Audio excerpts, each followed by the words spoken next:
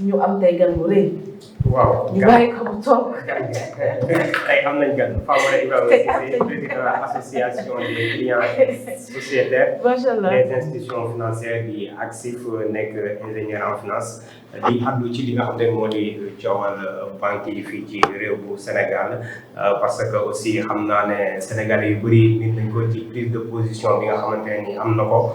non seulement depuis bi nga xamante ne ni gis nañ ko ça fait pratiquement 10 ans ñu ngi ko gisoon aussi ci li nga xam ne moo di législative yi passé mu bëggoon dem fële ca pencum ndaw réew mi xam naa loolu yëpp dinañ ci waxtaan. Bam bi damay bàyyi suñu gan mu nuyoo Famara ñu ngi lay nuyu di la remercier bu baax a baax a baax ci wuyu si bi nga xamante ne wuyu si nga ko di la bàyyi nga nuyoo ko mbokku internet yi ak ñi nga xamante ne ñoo ñuy suivre si matinal Jël. Bonjour Monsieur Cissé, prenez votre micro. Merci. Bonjour Monsieur Cissé, et comme Khadim l'a dit, vous vous appelez Famara Ibrahima Cissé et on vous connaît très actif sur les réseaux concernant les banques, c'est important. Et je rappelle que ACSIF Sénégal, Association des clients et sociétaires des institutions financières, je vous laisse vous présenter comme vous voulez et puis vous passez le bonjour à nos fidèles internautes. Merci beaucoup, je vous remercie d'avoir pensé à moi pour cette émission qui est très bien suivie par les internautes. Je vous en remercie vivement et je vous souhaite tout le succès pour n'est-ce pas, l'avenir de cet organe de presse. Merci beaucoup. Voilà, donc, comme vous l'avez si bien dit, mon nom est Famara Ibrahima Cissé. Je suis le défenseur, comme on peut le dire, des usagers de banque, des usagers des institutions de microfinance, des compagnies d'assurance et des émetteurs de monnaie électronique avec l'écosystème qui s'est élargi. Donc voilà, nous partons depuis des années pour prendre en charge les problèmes et les difficultés régulièrement rencontrées par ces usagers-là qui en réalité sont en position de faiblesse. Tout à fait. Voilà. Merci beaucoup, Monsieur Cissé. Avant de laisser la parole à Khadim, j'aimerais juste quand même revenir sur un truc. On nous parle de 34 banques, 4 établissements financiers majoritairement étrangers, il faut le dire. Est-ce que ce ne serait pas un risque quand même pour la souveraineté économique du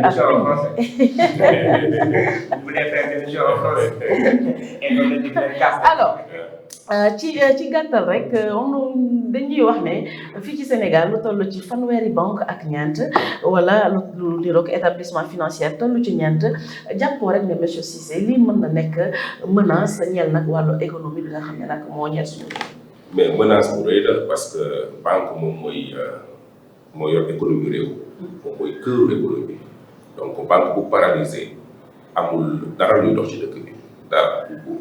entreprise yi di dox. duñu créer de la richesse, duñu créer emploi parce que banque moom moo leen di réguler moom mooy financer les entreprises bu ko defee ñu créer valeur ajoutée di doxal léegi nag instrument bu mel noonu dans un pays dañ ko war a nationaliser. amul bëri na ay dëkk yoo xam ne boo fa demee xalaatoo nekk étranger créer fa une banque. parce que aujourd'hui la vraie guerre c'est une guerre économique. boo xoolee Trump nu muy jëflanteeg yeneen pays. nekkul di leen sànni ay bomb mais économiquement leen di jéem a astreindre donc économie day reposer wu ci ay banques des banques de développement de sorte que comme wax nga ko sànq 34 banques yi am malheureusement suñu économie di sooxe ba léegi alors que boo déggee banque ça signifie financement boo déggee banque ça signifie xaalis bu ñëw cela voudrait dire que ñun ñëpp war ñoo ndóol suñu entreprise dafa war a dem parce que banque mooy xaalis mais banque yi di gën a bëri population bi di gën a ndóol explication bi c'est très simple boo ko sànq c'est des banques étrangères qui ne travaillent pas pour le Sénégal mais qui travaillent pour le pays d'origine c'est ça la réalité parce que ñuy gën a bëri di asphyxier population bi di tibb xaalis bi di ko yóbbu di ko tabax seen dëkk aujourd'hui da ngay am collaboration ak coopération benn pays étranger bu am doole lépp leen njëkk yónnee mooy banque am bu la yónnee banque am mooy ñëw njëkk installé wu tibb xaalis bi delloo ko ci dëkk bi mu lewalaat la ko bu rendee compte loolu moo fi am da ngay am coopération ak benn dëkk bu bees muy Chine muy et cetera mais banque am lay njëkk envoyé xaalis bu mu lay lebal xaalis bu mu lay may xaalis bu mu lay dimbali sa dëkk la koy jëlee moo tax ñun pourquoi pas ñu créer ay banques yoo xam ne dana mën a suqali suñu économie réew di ko yaatal ba ci pays zone UEMOA yi di ko yaatal ba à l'étranger banques yooyu di fa tibb di ñëw même les Sénégalais de l'extérieur yi ngay gis dañuy yónnee chaque fois des milliards au Sénégal ñu ngi bitim réew yónnee ay milliards Sénégal mais milliards yooyu day transité ci banques yi parce que doo dem du ko yónnee ci ay avion ay saako déedéet da koy jaarale ci banques yi mais bu ko jaarale ci banques yi dañ ciy dëkk lu bari dañ ciy dëkk ay frais yoo xam ne dañ koy jël di ko delloowaat réew yoo xam ne Sénégalais yi fa la ñu ñàkkee bu yónnee xaalis boobu banque ba ñëw nga di fi banque am récupérer waat xaalis bi delloowaat ko réew.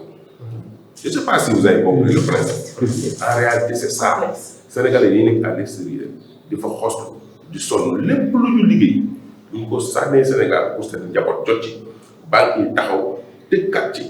delloowaat ko. D'accord Famara dinañ dikk xam naa ci création banque nationale yi ak banque de la diaspora bi parce que souligné nga lu am solo di étranger yi nga xamante ni wala boog suñu bopp Sénégal yi am dañu nekk ci bitim réew di yónnee xaalis ci banque yi yan mécanisme la ñuy def pour mën a ñëw ci pour mën a créer li nga xam mooy banque nationale banque de la diaspora le ministre Ousmane Sonko waxoon na fi le premier ministre xam naa dinañ ci digg mais yaa ngi wax coowal banque yi 34 banques comme ni ko Bam bi waxee waaye gis nañ ne mutuelles yi aussi bëri na plus de 200 mutuelles yaa ngi wax sànq ci taux bi ak intérêt bi su ma juumul banques yi 4 ba 14 wala 15% la doon doon mutuelles yi est-ce que ñoom seen ñëw am na benn plus-value bi nga xamante ne nii mën na soulager population bi surtout góorgóorlu yi nga xamante ne ñoo si doon gën a nekk. mais mutuelles yi ñoo gën a toroxal baadoolo yi parce que mutuelle ñu fay def jaaykatu jën bi la jaaykatu gerte caaf bi jaaykatu livre bi marchand ambulant ñooñu nga xam ne ay góorgóorlu lañu ñooñu amuñu accès si banque yi parce que buñu demee amuñu garantie yu tax ñu lebal leen mais am nañu possibilité dem ci institution de microfinance yi xam nga banque boo fa demee di ubbi compte c'est gratuit c'est la réglementation booy ubbi compte doo fay dara mais imagine borom alal bi moom bu ubbi compte c'est gratuit mais baadoolo bi nga xam ne moom day dem ci institution de microfinance yi bu bëggee ubbi compte ñu ne ko da ngay fay 10 000 da ngay fay 15 000 presque daanaka bourse familiale lañ koy laaj boo xam ne pauvre yi lañ koy jot en 3 mois ñun toog nañ ñeneen c'est pas normal c'est discriminatoire banque ñëpp ci war a am accès gratuitement parce que nous sommes dans l'ère de la bancarisation loi la bancarisation boo xam ne dañ ko voté dans l'espace UEMOA boo xam ne dañoo imposer ñëpp ñu dem banque forcé la léegi banque nekkatul ay choix bi forcé la obligation la dañ ko war a loi mais boo demee ba teg loi boobu ne ñëpp lañ dem banque taxaw ne baadoo lay ñoom boo leen di dem banque da ngeen di fay donc ils sont obligés de payer mais ñi nga xam ne dañoo am doole am barke am lépp ñoom bu demee banque du ñu fay dara loolu institution de microfinance yi moo tax institution de microfinance tam di gën a toroxal askan bi parce que non seulement pour dugg fa da ngay fay mais seen taux d'intérêt day dem ba 24% am na ñoo xam ne dañ koy dépassé respecté ci réglementation dañ koy dépassé mooy ñi ngay gis ñuy fay journée bi c'est-à-dire que nga gis day dem géej institution de microfinance dañuy déplacé ba géej ne famille bi bu waa si jën yi foofu mën nañ leen lebal 100 000 ngeen jënd jaaywaat ngoonee ngeen fay 110 000 mais c'est un taux exorbitant de plus de 300% parce que en réalité taux d'intérêt année la année bi boo lebee 100 000 fay 110 000 toute l'année c'est 10% mais boo lebee 100 000 fay 110 000 le jour ah mais c'est extraordinaire c'est un taux d'intérêt exorbitant moo tax ñu ngi bëgg rek. donc seen intérêt bi bu fekkee annuel la dañ koy journalier peut-être su ma comprendre. waaw xam nga taux d'intérêt boo ko déggee rek année lañ koy calculer te année bi réglementation dafa wax ni pour même institution de microfinance yi supposons que ñu lebalee 100 000 année bi boo fayee ba mu jeex warul dépasser 24 000 boo xam ne da nga koy teg ci kaw 100 bi waru ko dépasser mais même jour benn jour parce que 24 000 pour 12 mois pour 6 mois da nga gis ni presque 12 000 nga war a fay est-ce que pour 3 mois nga gis ni 6 000 nga war a fay est-ce que pour 1 mois nga gis ni da nga war a fay ay 2 000 francs 102 000 nga war a fay bu dee 2 mois la pour 1 mois mais yow même jour nga fay 110 000 famille bi ñu ko xam parce que déggin bi dafa neex daf may lebal 100 000 man dinaa ci liggéey tey journée bi. bu ma ci liggéeyee moo ci amee 120 000 ma jox ko 10 000 ma jël 2 000 c'est du vol. vol boobu noonu kan moo ko mën a régler injustice boobu noonu kan moo bi nekk ci microfinance yi. DRSSFD direction de la réglementation des services financiers décentralisés ñoom ñoo ko war a liggéey mais malheureusement duñu wàcc sur le terrain xamuñu lu xew alors que femmes yi ñu bëgg a dee parce que femmes yi nekkatuñ dematuñ ci agence yi sax di contracter prêt seen smartphone lañ yor mu am benn application bu ñu leen fa tegal boo xam ne bu la defalee 100 000 ngoon boo wàccee mën nga fay. xamuñu li xew parce que mun ma comprendre que xamuñu lu xew ñu nekk Sénégal ñu gis un Famara ba nga xamante ne nii mu ngi véhiculer information yi ci télévision yu bëri ba léegi xamuñu lu xew. waaw mais xam nga dafa waroon am éducation financière état moo am responsabilité éduquer financièrement population bi parce que tey boo demee ba voter loi imposer ñëpp ñu dem banque jox banque yi ay agrément institution de microfinance agrément pour ñu opérer yow da nga war a tàggat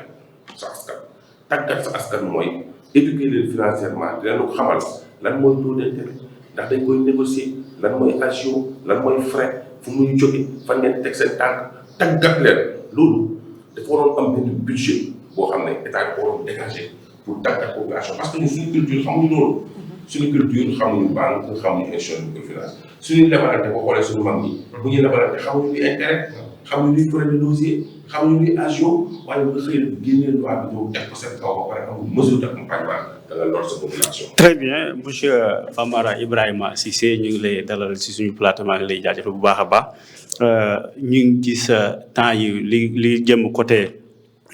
licenciement yi tamit coow li bëri na nit ki buñ ko waa ji des fois la personne pouvons dañ koy licencier ci li nga xamante ne ci entreprise bu muy liggéey mais souvent pour mu jot xaalisam boobu noonu ci mois boobu noonu dafay jafe lan moo waral loolu noonu ci banque yi. waaw xam nga licenciement bu amee employeur bi dafa la war a verser ce qu'on appelle les indemnités de licenciement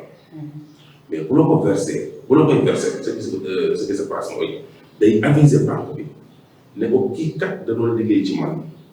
mais pour des motifs économiques wala faute bu mu def dama koy licencier dama koy daax mais bu ma koy daax nag boo la verser lu ñuy wax indemnité de licenciement boo xam ne du ma ko jox cash mais dama koy jaarale ci sa banque. parce que tey booy liggéey nekk ci benn banque da nga am ay engagement ngay jël da ngay jël découvert da ngay jël prêt et cetera de sorte que bulletin de salaire ba nga yor moom moo garanti loolu yëpp léegi nag bu ñàkk liggéey amee employé pour se couvrir moom parce que moom moo la joxoon lettre de garantie moom ko yóbbu danaan dama koy yónneewaat ci banque bi mais texte yi dafa wax ni yónnee ci banque bi ça ne veut pas dire que banque bi dafa war a dégg indemnité de licenciement bi dee ko. Actuellement c'est ce qui se passe dans les banques et c'est extrêmement grave c'est une faute extrêmement lourde que l'État laisse faire alors que yoon parce que indemnité de licenciement la indemnité yow da ko war a jot. léegi banque bi moom am na droit ne weer bii ñu ko verser indemnité de licenciement am na échéance bu jàllal c'est parce que diggante client ak banque yi tableau d'amortissement la da ngay xool boo jëlee prêt tableau la da nga naan mois bi le 2 da ngay fay janvier. le 2 février nga fay le 2 tant que le 2 bu jotul. loolu daa léegi nag bu jotee nag amal na ko moo tax banque bi li mu war a def mooy indemnité de licenciement bi ñëw na day jël le mois d'échéance en cours jël ko. mais li ci des intégralement dana ko war a delloo xam nga tax war a ko delloo. parce que am na yeneen échéance yu ñëw dana ko war a fay léegi dana ko war a delloo yow pour nga liggéey ci diggante bi ibbi nga employé am nga sa benn activité nga fay waxuñu loo fay da nga fay. mais day fekk yow nga am activité mais bu ko teggee lépp téye ko nee na yow kat amal nga ma 3 millions te say indemnité de licenciement 2 millions la. dara wóorul li ma fekk mën na ko joxe loolu du yoon. loolu ana suñu gouvernement yi xamuñu ko wala état yi. xamuñu am nañu ko xam boo xam que tamit suñu état ñun ministère des finances boo xoolee et inspecteur des impôts ñoo fa nekk ak yooyu c'est pas des financiers purs. man yàgg naa la ko wax nee naa la le ministère des finances doit recruter des financiers purs. finance la dañ ko jàll. même boo gisee Sénégal dans le marché financier ni muy lebee à des taux de 7%. des hommes qu'il faut la place. c'est ça c'est extrêmement grave boo déggee président de la République taxaw ne non non pas de marge de manœuvre du moom moo tuune de ñi ko wër ñoo tuune parce que moom c'est un inspecteur des impôts mais un financier warul toog sax naan président waxal ni on n'a pas de marge de manœuvre xam nga tey pourquoi les investisseurs préfèrent prêter aux États qu'aux entreprises en particulier. C'est parce que tout simplement, s'il s'agit d'un État, il y aura toujours des générations pour rembourser. Garantie quoi. Garantie, l'État dafa garantie parce que tey même bu fa président bi beneen président bi continue ci la waay. bu dee tam dina am bu fa des yoo xam ne génération dañuy fay daj bi. alors que entreprise bu dee entreprise la bu daanoo perte nga bu dee particulier bu décédé daanaka bu assurance bi amee lu joxe perte nga donc État warul taxaw ne aw ma État dafa am toujours parce que y a des milliards aujourd'hui qui circulent à travers le monde yoo xam ne État rek lañ bëgg a. mën na ko dem jëli quoi. waaw mën na ko dem jëli donc pour jëli ko ay financiers purs ñoo ko war a jëli. moo tax président la boo xee loolu financier dañ naan c'est un aveu d'incompétence. les financiers purs bu ñu déggee président ne n'ont pas de marge de manœuvre. alors que ñii du ñu étudier ñii ils sont compétents. man nag dama ne financiers yi nekk autour lañu war a dàq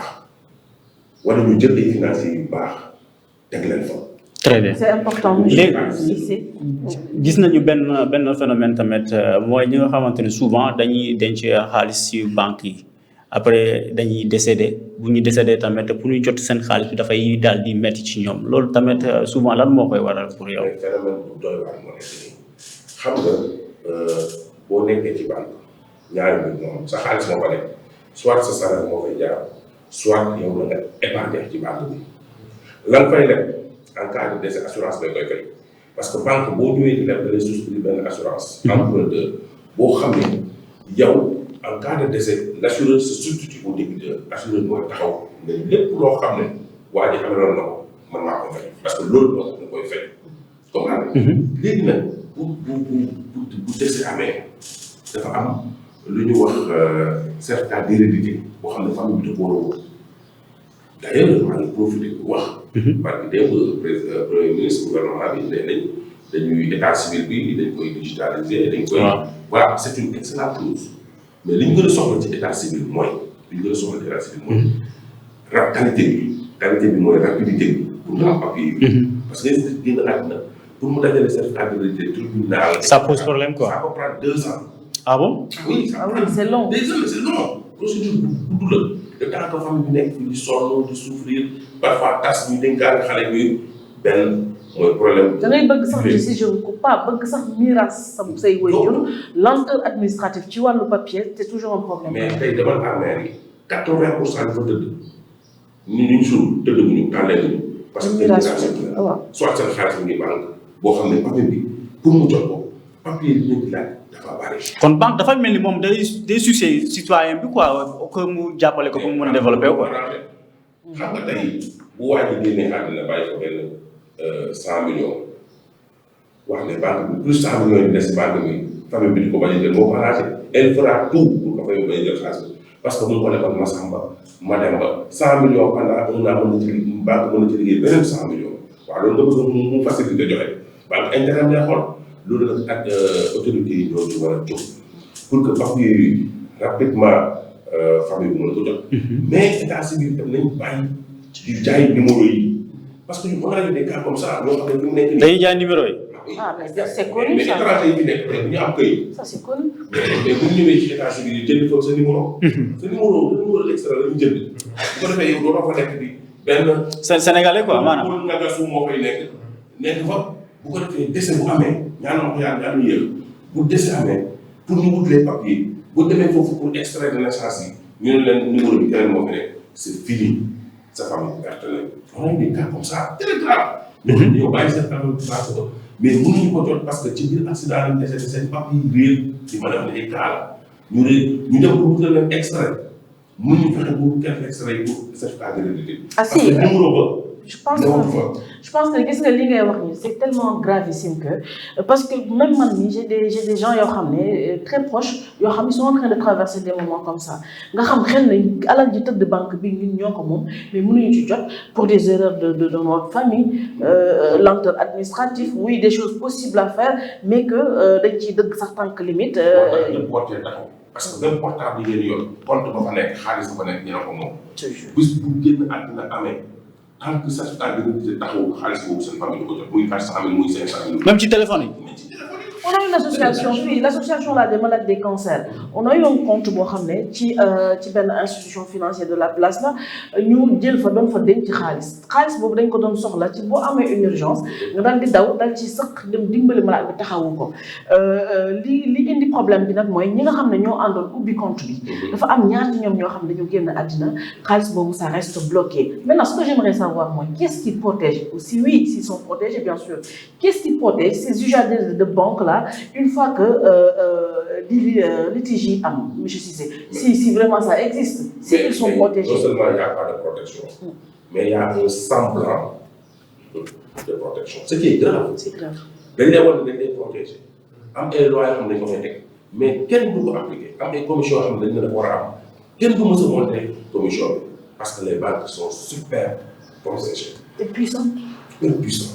Donc cas yu mel noonu gis nga ñun am nañ benn cas boo xam ne doy waar parce que ñun gis nga banque bu ñëwee ci dëkk dafa war a adapté aux réalités de ce pays. ñun am nañ benn cas boo xam ne waa ji dafa décédé bu mu décédé famille am dëkk boobu amul fanaan parce que waa ji kilifa la borom barke la bu mu yegsee foofu mu am benn malade bu ndaw ko décédé bu mu décédé si guddi si ñoom duñu bàyyi ay suba yooyu dañ koy suul ci guddi si. waaw te foofu village la amul ay médecins ay yooyu noonu am fa ñoom bu ñu constaté décès bi par famille bi dañ ciy di ñëw loolu ñu enterré waa ji bu ñu enterré comme waa ji dafa bëroon ay compte bancaire am xaalis ñu woo ma téléphone ne ma léegi nan la ñuy def pour récupérer xaalis man leen ana waa ji ñu ne dafa décès man leen da ngeen di wut certificat de décès c'est ñoo noonu ñun suñu dëkk bi xam ñu loolu quoi ñun suñu culture may ñu ay nit décès ñu naan dañuy woo médecin dem beneen village di woo déedéet ñu ñuy suñu guddi parce que suñu culture noonu man leen man leen ko amul certificat de décès na ma déedéet amul certificat de charge moom ñu ne man leen ñaar mu mën a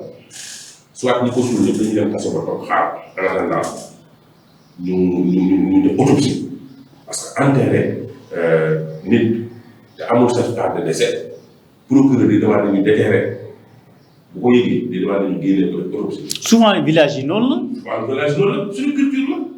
léegi nag procureur yi demande loolu léegi ñu ko teel ñu ko suuloon nag ñëpp ko jullee ñoom ñëpp ci kaso la ñu taxaw le temps que ñu sulli ko ba déterminer les causes du décès wutal ko certificat d'hérédité pour que ñu libérer ñooñu mën a jël certificat d'hérédité dem jëli xaalis si compte bi man leen condition boobu rek ko gis ñu ne ma comme loolu la mu am ñu ma comme jeex na donc xaalis bi moom nañ ko bàyyi banque man ko moom la de noonu la mujjee ay millions yoo xam ne dañ ko bàyyi ci banque te waa moom génn àddina